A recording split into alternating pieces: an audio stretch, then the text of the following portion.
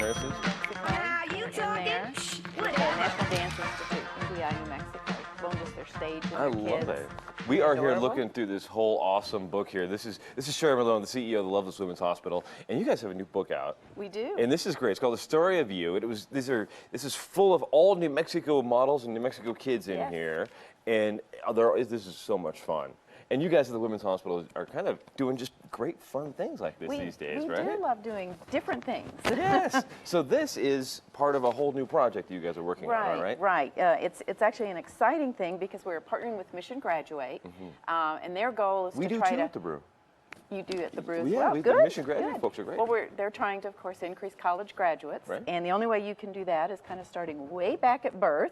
Right. They call their project Cradle to Career, and we're the cradle part of that Of course, project. because at the Women's Hospital is where the cradles are. Exactly, exactly. So when a child is born within the Lovelace system, we're going to give them this beautiful book and hope that we can get the parents to learn to read to their children early on, right at birth. And that's really going to help promote early literacy, which is really important to get kids in school, keep them in school, and get them to graduate from college. Yeah, if you get kids inspired about reading very young. Absolutely. And get the parents inspired to reading to them very young, Yes, too. yes. I mean, that is the goal, right? Yeah. And it's a great bonding thing. I mean, children love when their parents read to them. So we're hoping we can really instill that, again, right at birth at Lovelace. I love it. I love it. So how did you guys get involved with Mission Graduate? I know it seems like every business is finding the importance of it right now. And that's their goal. That's their goal, is to get businesses and organizations together to help them with this project. That's the only way they're really going to succeed. Right. And we just were kind of brainstorming. Our governing board was brainstorming one night and came up with the idea of replacing some of the gifts that we give children with something more meaningful.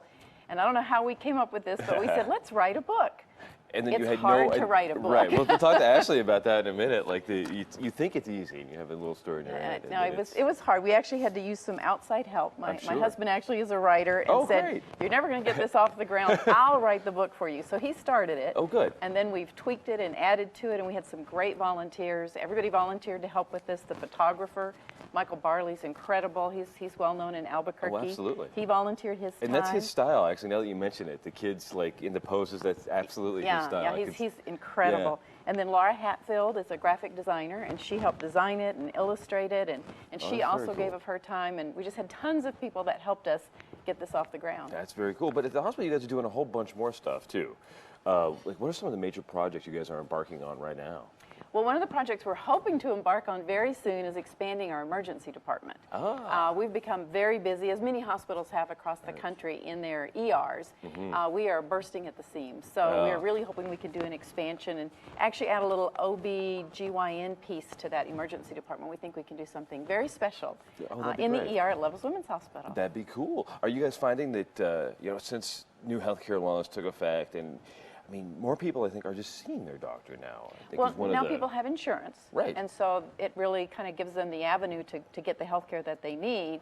Unfortunately, there's not a lot of doctors. And so a lot of those people are coming to the ER to get that care because they can't get into a primary care doctor. I've had issues like getting into my primary. The guy I've seen for years, it seems like he's busier than ever right now. Sure. But I don't think people are getting sicker. No, it's just people now have access. Right. So we're trying to work through our ER. We actually have a concierge program that we try to get them connected to a primary care doc if they come into the ER and they don't have a doctor.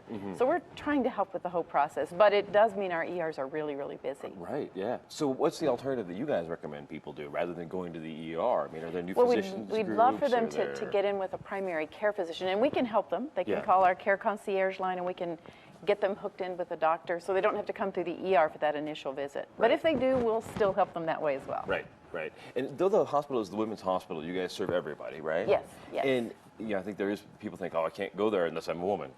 Well, we have lots of men that show up in our emergency department, I'm sure. and we will not it's turn you away. It's a convenient spot. It's the only ER in that side of town. Yeah, it's a great spot. Yeah. And our surgeons do bring some male patients, and some of our service lines that you think of as more female, some males have that issue too. Breast cancer is something that does happen to men, much, much rarer than in women. Right. But we're not going to turn you away. Right, right. So how did you get into the medical field yourself? You're not an MD, are you? No, I'm not a physician, but I actually am a therapist. I was a speech pathologist and an audiologist long time ago, and that's kind of how I got into healthcare. So how did that get you into the kind of the idea of getting healthcare management? Because those are two Well, that different was beasts, never right? my idea. It just kind of happened. Yeah? So somebody would leave and they'd say, "Can you take over this department? Can you take over that department?" And then before after you a knew it, while, you had they every said, "Can you take department." over the hospital?" So it just kind of happened. That's very cool. So over the years, you've seen the healthcare industry really go through some major changes. Oh, absolutely. Like, And we're not finished yet. We're just, I think, at the beginning of some of those really? major changes. What do you think some of the next things are going to Well, be? it's I know really there's- costing us a lot of money, the healthcare, the way we deliver it. And I think we're going to get a lot more into population management, population health, rather than just taking care of sick people. That's what we know how to do. That's what we've always done. But I think we're going to have to get more into how do we keep populations healthy. So I think that's going to be kind of the next transformation. And then that kind of goes full circle to what you're doing with Mission Graduate and all of that. Yes, because absolutely. the more educated you are, as a general rule, the healthier you are, right? Yes, yes. Yeah. So that's got to be hard that you're trying to create ways to not make money as a hospital. That's the dilemma. If Hopefully we're going to change reimbursement. We're kind of in the Yeah. midst of reimbursement changing.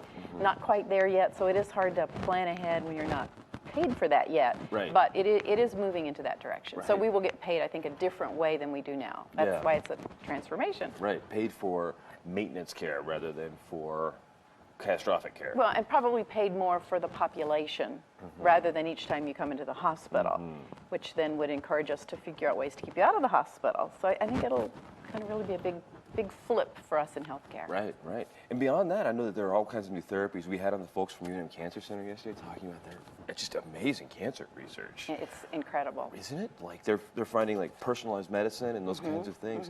How do you Yeah, guys a cure just for you. Right? It's really kind of wild. mind-blowing that, well, of course, you look around, everybody, we all have our own DNA, we all have our own things, and it makes perfect sense that a certain thing would work for me that wouldn't work for you. It kind of works, right? Intuitively. Figuring it Absolutely. out on the DNA level is the mind-blowing part, you know?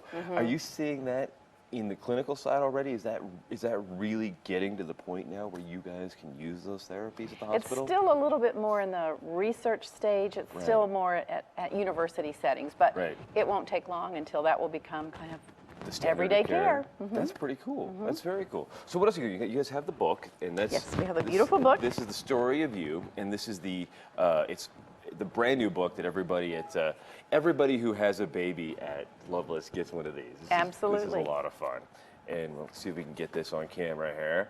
In the what else are you guys doing working with Mission Graduate? Trying to Well, they're going to be working with us after women have their babies to try and help them, give them more resources after delivery so that they learn a little bit more about early literacy and the importance of reading.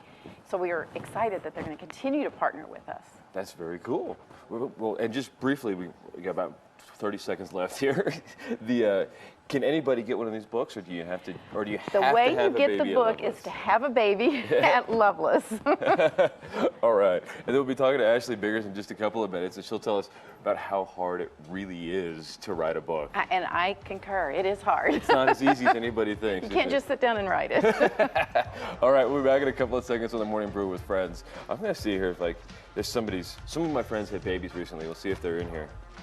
If they go to NDI, they might be in They there. might actually be in here.